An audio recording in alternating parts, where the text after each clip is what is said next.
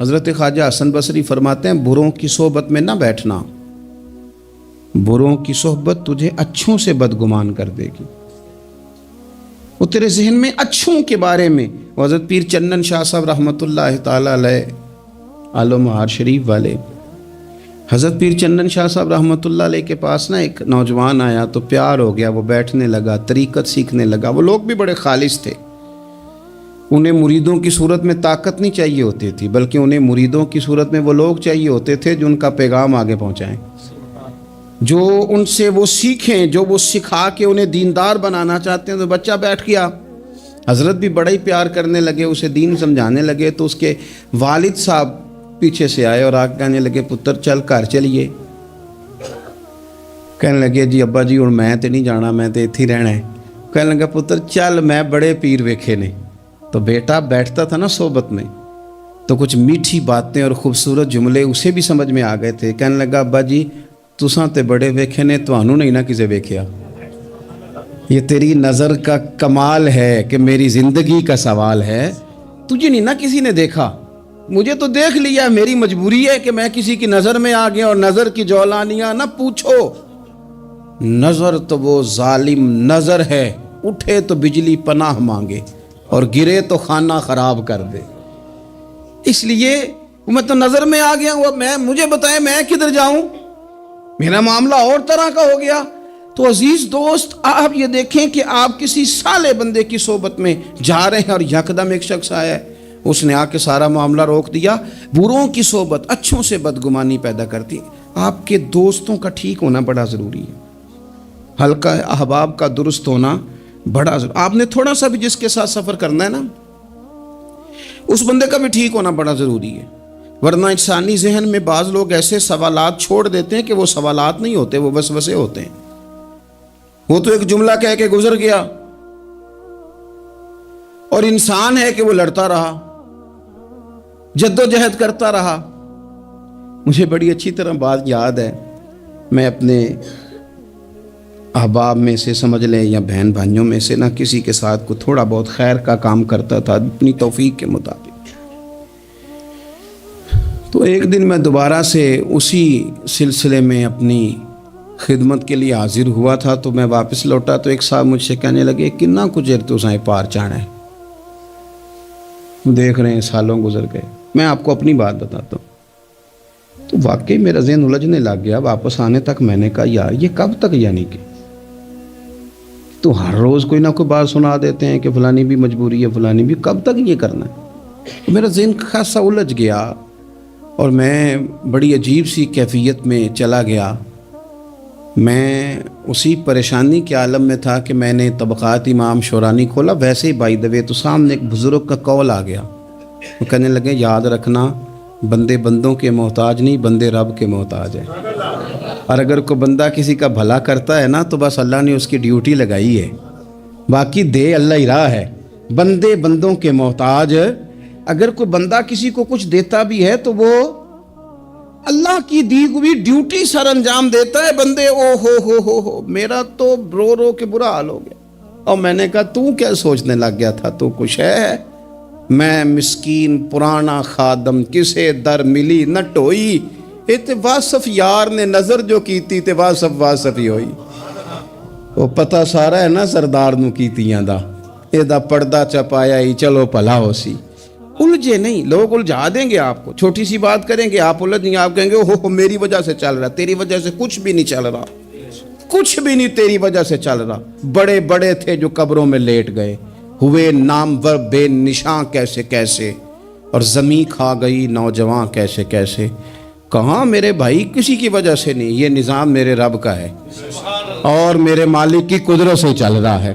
یہ نبی کریم علیہ السلام کی نگاہ کرم سے چل رہا ہے. اس لیے الجھے نہیں. آپ کو لوگ الجھائیں گے، کہیں گے کب تک جی آپ تو فلانا تو بس ایسے ہوگا. نہ الجھے نہیں، کبھی نہیں الجھے. سنیں، ہمارے ارد گرد کے حلقہ احباب کا ٹھیک ہونا اتنا ضروری ہے کہ داتا گنج بخش علی اجویل رحمۃ اللہ علیہ فرماتے ہیں کہ مکہ معظمہ میں ایک شخص طواف کعبہ کر رہا تھا. بڑے سارے لوگ کہہ دیتے ہیں دعا میں یاد رکھنا، دعا میں یاد رکھنا، تو وہاں نا اپنی طلب اتنی زیادہ ہوتی ہے کہ وہ بندہ مطلب خزانے کے سامنے کھڑا ہے تو وہ کہتا ہے یہ بھی اپنے لیے لے لوں، یہ بھی اپنے لیے لے لوں، یہ بھی اپنے لیے لے لوں۔ ہوتے ہیں کچھ لوگ جن کو مطلب جو نظروں سے ہٹتے نہیں تو بندہ ان کے لیے دعا کرتا ہی رہتا ہے، لیکن زیادہ نہیں، میں آپ کو صحیح کہہ رہا ہوں، کم لوگ ہوتے ہیں۔ آج ہم جاتے ہیں بڑا مشکل سے سفر کر کے حرم شریف میں، لیکن بڑی آسانیاں، جہاز کا سفر ہے، بہت ساری آسانیاں، تو ایک بندہ 6 ماہ سال پیدل اس نے سفر کیا اور حرم شریف پہنچا، وہاں اس نے دعائیں مانگنی، اب اسے کوئی اور یاد آتا ہے، وہ تو بھائی خرچ ہو گیا، اس کا تو وجود تھکن سے چور ہو گیا۔ لیکن داتا صاحب رحمۃ اللہ علیہ فرماتے ہیں اس شخص کا حال یہ تھا کہ وہ حج کرنے گیا، جتنی بار بھی دیکھا نا کعبے کا طواف کر رہا ہے، غلاف پکڑا ہے، اور کیا پتہ کیا آ رہا ہے، یا اللہ میرے دوستوں کو ٹھیک کر دے، یا اللہ میرے دوستوں کی اصلاح کر دے، یا اللہ میرے دوستوں پہ فضل فرما دے، یا اللہ جو میرے ارد گرد رہنے والے ہیں انہیں اپنا قرب دے دے، ان کا رستہ آسان کر دے۔ وہ کہتے ہیں ایک درویش سے نہ ہی رہا گیا، اس نے کہا خدا کے بندے کچھ اپنے لیے بھی مانگ، جتنی دفعہ تجھے دیکھا ہے تو کہتا ہے یا اللہ میرے دوست ٹھیک کر دے، میرے دوست ٹھیک کر دے۔ وہ کہنے لگا تمہیں پتہ ہی نہیں، یہ بھی میں اپنے لیے ہی مانگ رہا ہوں۔ اس نے کہا اپنے لیے کس طرح مانگ رہا ہے؟ کہنے لگا وہ ٹھیک رہیں گے نا تو پھر میں بھی ٹھیک ہی رہوں گا، جب چاروں جانب سے مشورہ ہی خیر کا ملے گا تو میں کیسے بگڑوں گا؟ جب وہ سارے مجھے اچھی رائے دیں گے اور اچھی طرف ہی قائل کریں گے تو کیسے کام خراب ہوگا؟ تو میں بالواسطہ اپنے لیے ہی اللہ سے سوال کر رہا ہوں کہ یا اللہ انہیں سوار دے تاکہ میرا بھی فائدہ ہو جائے۔ اپنے حلقہ اثر میں ایک تو خود اچھی بات کریں، بری نہ کریں، اور دوسرا نہ کوشش کریں کہ ایسے لوگوں کے پاس جا کے بیٹھیں، اور جا کے بیٹھنے کے لیے بھی نا انسان کا پہلے ارادہ، پہلے نیت۔ ہم جب کسی جگہ جاتے بھی ہیں تو ہماری نظریں اتنی طائرانہ پہلے پڑتی ہیں، اتنی تنقید کرتے ہیں، پہلے ہم نے اپنے ذہن میں جو خاکہ بنایا ہوتا ہے نا کسی کا، پہلے اس میں اسے تولتے ہیں، پہلے ہم پوری طرح نچوڑ کے دیکھتے ہیں کہ کون سی چیز صحیح ہے اور کون سی غلط ہے۔ اس ذائچے میں اگر کوئی پھر بھی پورا اتر آئے، پھر بھی اس کی کہی ہوئی باتوں کو اس ذوق سے قبول نہیں کرتے۔ جب آپ کا سیکھنے کا مزاج ہے تو پھر تو ہمیں کہا گیا کہ یہ علم، یہ معرفت، یہ تو مومن کی گمشدہ میراث ہے، مومن کی ہے، اس سے گم ہو گئی ہے، جہاں سے ملے وہاں سے حاصل کرو، خیر کی بات آپ ذہن بنائیں، اچھا گمان کریں کہ یار میں نے سیکھنا ہے، تو آپ طالب علم سے بھی سیکھ لیں گے، چھوٹے بچے سے بھی سیکھ لیں گے۔ اگر آپ کا ذہن ہے اور اگر یہ نہیں ہے تو پھر میرے بھائی اینک اتنی تگڑی ہے، اتنی سخت ہے کہ اس کے شیشوں پر کوئی پورا اتر سکتا ہی نہیں، تو پھر کس طرح سیکھیں گے؟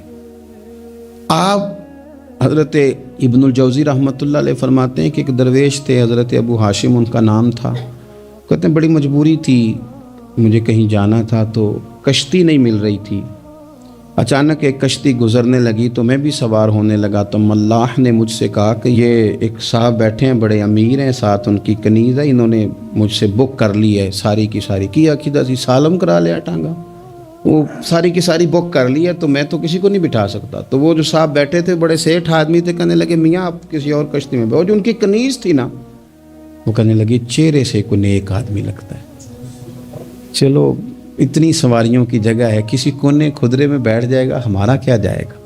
کہا اچھا چلو آ جاؤ۔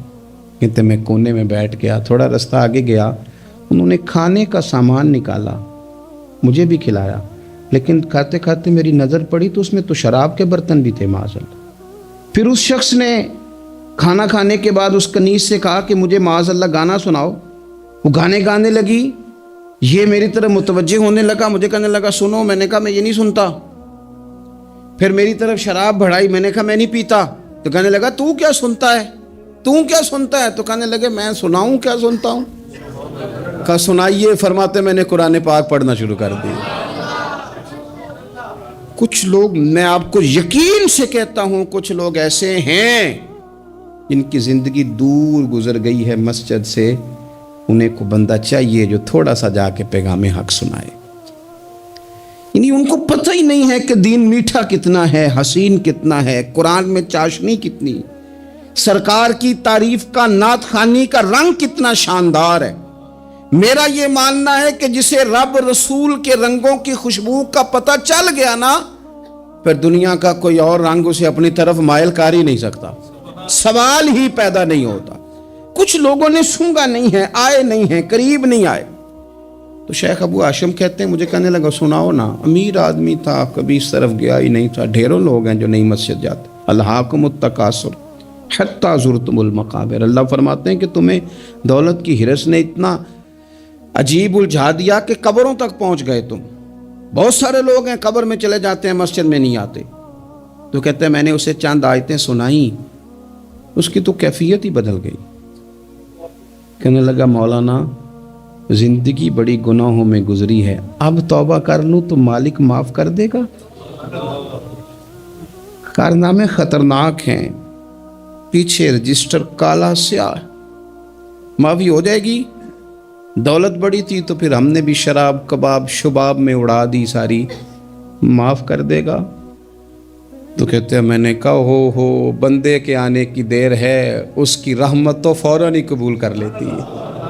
ویسے بھی عدل کریں تے تھر تھر کمبن، اونچیاں شانہ والے تجھے فضل کریں تے پھر تے بخشے جامن میرے جے منہ کالے۔ کہتے اس نے اس کنیز کو آزاد کیا، دولت اللہ کی راہ میں خیرات کی، 40 سال میرے ساتھ رہا۔ پھر میں نے اس کی زبان سے سوائے خیر کے جملہ نہیں سنا۔ ایک کی بات کرتا تھا، کہتا تھا شیخ کاش آپ مجھے تھوڑا پہلے مل جاتے، زندگی سے یہ گلہ ہے کہ تو ذرا دیر سے ملا ہے، پہلے مل جاتے نا تو شاید میری زندگی کچھ اور دن بن جاتے، تھوڑی دیر اللہ والے کی صحبت۔ آپ فرماتے ہیں پھر وہ 40 سال کے بعد میرے سامنے انتقال ہوا، میں نے ہی دفن کیا، میں نے ہی قبر میں اتارا، جنازے کا اہتمام بھی میں نے ہی کیا۔ میرا یار تھا، دل لگ گیا تھا، پیار ہو گیا تھا، میں پریشان رہتا۔ ایک دن خواب میں مل کے مجھے کہنے لگا فکر نہ کر، میں نے اپنے رب کو بڑا ہی مہربان پایا ہے، میں نے اسے بڑا کریم پایا ہے، معاف کرنے والا پایا ہے، درگزر کرنے والا پایا ہے، اس نے فضل فرما دیا، میرے گناہوں پر اس کے عفو و درگزر کا قلم چل گیا ہے، اور میرے حق میں جو فیصلہ آیا ہے وہ رحمت والا ہی آیا ہے، فضل والا ہی فیصلہ آیا ہے۔ عزیز دوستو، تھوڑی دیر کسی نیک آدمی کی صحبت، ایک تو یہ ہے کہ وہ صحبت تقوی کی طرف مائل کرے گی، تو برے آدمی کی صحبت نا آپ کی طبیعت میں ہیجان پیدا کرے گی۔ ہیجان وہ لوگ ہی ہوتے ہیں جو مل کے کہتے ہیں چھوڑ ساری دنیا داری ہے، پیسے ہوں تو سارے ٹھیک ہیں۔ یہ لوگ ہی ہیں جو یہ سبق بھی پڑھاتے ہیں، وہ لوگ ہی ہیں وہ کہتے ہیں چھوڑ یار، کون سے درویش، کون سے مولوی، کون سے دیندار، سب اسی طرح کے ہی ہیں۔ یہ لوگ ہی ہیں جو کہتے ہیں چھوڑو میاں تم کس چکر میں پڑ گئے، ابھی تو اتنی عمر پڑی ہے۔ یہ سب چیزیں ہیں۔ ہمارے صاحب رحمۃ اللہ علیہ ارشاد فرمایا کرتے تھے کہ بڑے بڑے گھروں کے مہمان نہ بننا، ورنہ بڑے بڑے اونچے اونچے مکان تمہارا بھی دل چاہے گا کہ کبھی میرا بھی اس طرح کا گھر ہو جائے نا۔ بڑے بڑے اونچے اونچے منصب دار لوگوں کے پاس نہ جانا، ورنہ تمہارا خیال بڑھے گا۔ دعوت کے لیے جانا، پیغام حق کے لیے جانا، وہ معاملہ ایک الگ ہے، لیکن اس شوق سے جانا کہ یہ بڑا آدمی ہے، فرمایا تمہارے لیے مشکل ہو جائے گی۔ تمہارا دل کہے گا کہ تو اتنے بڑے گھر میں کیوں نہیں رہ سکتا۔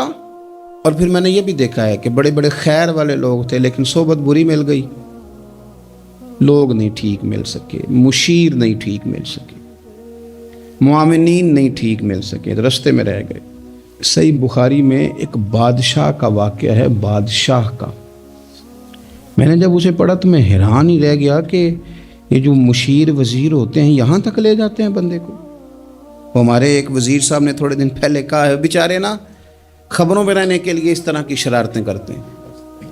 اس کی وجہ یہ ہوتی ہے کہ ملک کا نظام تو چلتا نہیں، تو پھر وہ چاہتے ہیں کچھ لوگوں کو ادھر الجھا دو تاکہ وہ اصل سے ان کی توجہ ہٹ جائے۔ انہوں نے کہا جی قائد اعظم اسلامی ملک نہیں بنانا چاہتے تھے، تو کون سا بنانا چاہتے تھے؟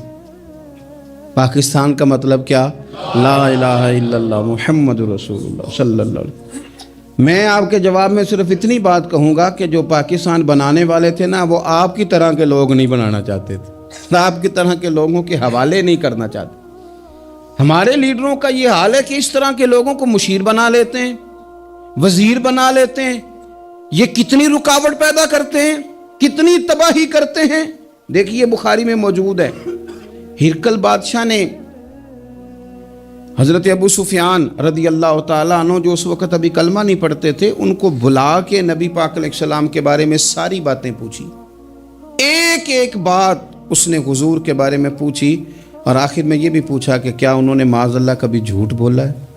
تو ابو سفیان کہنے لگے نہیں، قربان جاؤں، میری مخالفت اپنی جگہ پہ، لیکن وہ میرے سامنے پیدا ہوئے ہیں، 40 سال کی عمر میں اعلان نبوت کیا ہے، ان کی گود میں بیٹیاں کھیلتے میں نے دیکھی ہیں، ان کے مقدس بال میرے سامنے سفید ہوئے ہیں، محبوب نے جب بھی بولا حق اور سچی بولا ہے۔ اس کی طبیعت میں دین اتر گیا بادشاہ کی۔ اس نے اس کے جواب میں بڑا خوبصورت جملہ کہا، کہنے لگا جس نے بندوں سے کبھی جھوٹ نہیں بولا وہ یہ جھوٹ کیوں بولیں گے کہ میں اللہ کا رسول بن کے آیا۔ اس کی طبیعت تسلیم کر گئی کہ نبی پاک علیہ الصلوۃ والسلام سچے اور آخری نبی ہیں، اور اس نے اظہار بھی کیا، کہنے لگا مجھے یہ تو امید تھی کہ اللہ کے آخری محبوب علیہ السلام اپنی شانوں، عظمتوں، رفعتوں، بلندیوں سمیت تشریف لانے والے ہیں، پر یہ نہیں پتا تھا کہ وہ اہل عرب میں سے آئیں گے۔ اس نے کہا میں جلدی سے حاضر ہو کے نا حضور کی اطاعت قبول کرتا ہوں۔ لیکن بادشاہ تھا نا، بڑا آدمی جو ہوتا ہے نا وہ اپنے ماحول کو ذرا تھوڑا ساتھ لے کے چلنا چاہتا ہے، تو بادشاہ نے بھی نا اپنے جتنے اس کے وزیر مشیر تھے ان کو بلایا اور اپنے محل میں دعوت دی۔ ذرا انداز دیکھیے گا، اور خود بالا خانے کے اوپر چڑھ گیا، دروازے بند کر لیے، اور اوپر چڑھ کے نا انہیں بالا خانے سے جھانک کے کہنے لگا تمہیں بھی پتہ چل گیا، مجھے بھی پتہ چل گیا، اللہ کے آخری رسول تشریف لے آئے صلی اللہ تعالی علیہ وسلم۔ اب میرا خیال ہے کہ ہماری اور تمہاری بہتری اور بقا اسی میں ہے کہ ہم بیٹھے نہ رہیں، جلدی سے جا کے محبوب پاک کے دامن کو تھام لیں، حضور کی فرما برداری قبول کر لیں۔ اب جب بادشاہ نے یہ بات کی تو وہ جو وزیر تھے، مشیر تھے، ان کی حالت اتنی خطرناک ہو گئی کہ وہ تو دروازوں کی طرف دوڑے کہ کھولیں گے اور نوچ لیں گے بادشاہ کو، یہ کیا کہہ رہا ہے معاذ اللہ۔ اس قدر زیادہ ان لوگوں نے اظہار کیا استغفر اللہ معاذ اللہ دین سے دوری کا۔ جب بادشاہ نے یہ کیفیت دیکھی نا، اوہو، بندے دیکھ کے رب رسول سے دور رہ گیا، کہنے لگا نہیں نہیں بھائی، نہیں، میں تو صرف تمہیں آزما ہی رہا تھا کہ تم اپنے دین کے ساتھ کتنے پختہ ہو، ہم نہیں کہیں بھی جا رہے، ہم یہیں رہیں گے، یہی ہمارا دین رہے گا۔ ان وزیروں نے، مشیروں نے، دوستوں نے، قریبی لوگوں نے رسول اللہ کی غلامی میں نہیں آنے دیا۔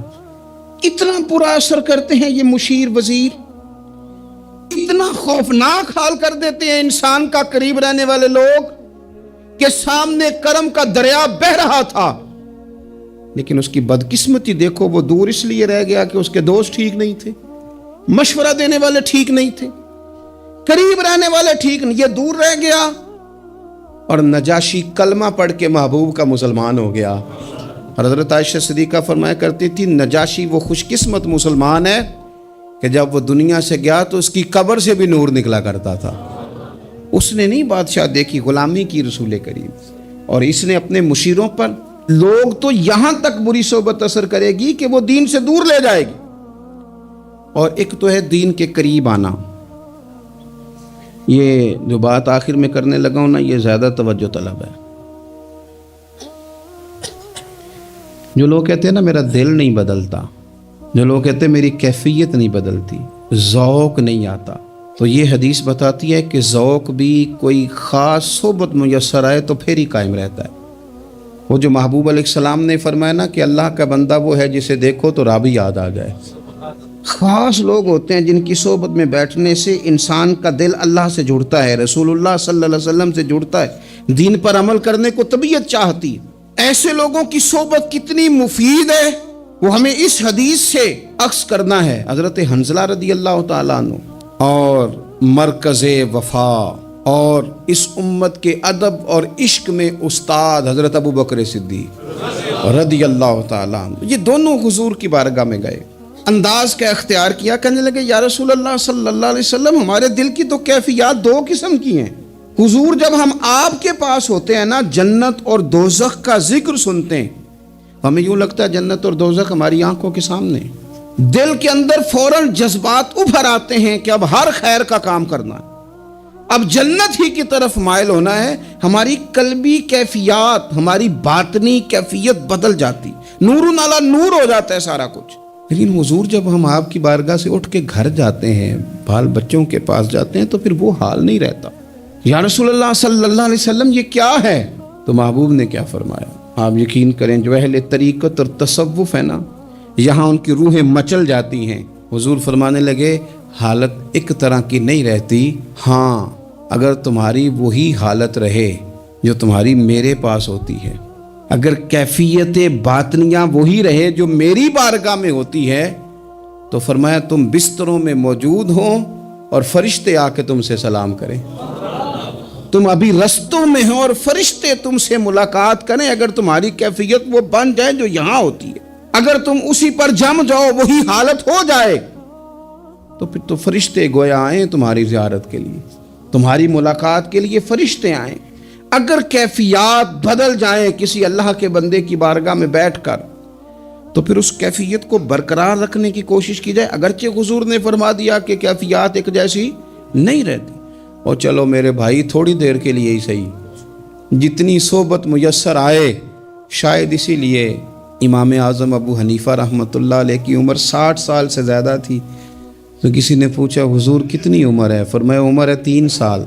حضرت آپ تو علم، عمل، روحانیت، معرفت کے شاہ سوار ہیں، تو ساری داڑھی سفید اور آپ کہہ رہے ہیں 3 سال۔ فرمانے لگے عمر وہی 3 سال ہے جو امام جعفر صادق کی خدمت میں گزر گئی۔ وہ کیفیات جو ان کی بارگاہ میں رہتی تھیں، وہ انداز جو ان کی بارگاہ میں رہتا تھا، جو ان کے پاس ہوتا تھا، وہ پھر کہیں اور میسر ہر مشکل دی کنجی یارو ہاتھ مرداں دے آئی، اور مرد نظر کرے جس ویلے، اوئے ہوئے ہوئے، مرد نظر کرے جس ویلے، مرد نظر کرے جس ویلے، پھر مشکل رہے نہ کائی۔ وہ جو کیفیات ہے نا اس وقت کی، جب کوئی رب کا بندہ ملے اور انسان اس کی صحبت میں بیٹھ کے اپنے رب کو یاد کرے، رسول کریم کی محبت میں مچلے، تو پھر وہ لمحے اتنے قیمتی ہیں کہ وہ زندگی سنوارنے کے لیے کافی ہو سکتے ہیں۔ اللہ کریم اچھی صحبت نصیب فرمائے۔ آخر دعوایا ان الحمدللہ رب العالمین۔